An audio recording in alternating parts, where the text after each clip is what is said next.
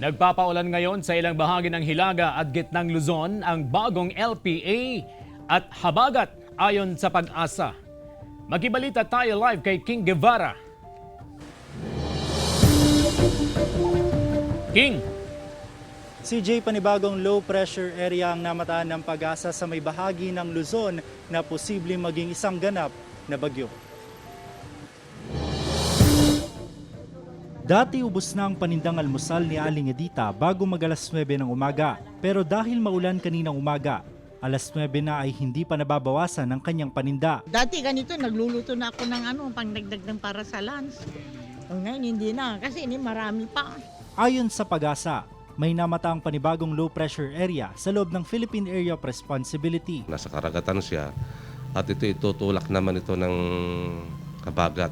So palalakasin ng habagat kaya nakakaroon tayo ng masungit na panahon. Posible umanong maging bagyo ang LPA habang papalabas ng PAR.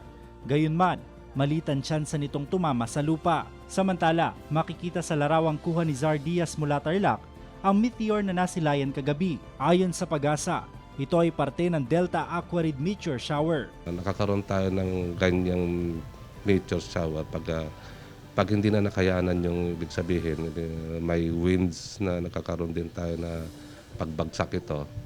Kaya lang kung minsan din natin visible pag nakakaroon tayo ng weather system na ganito.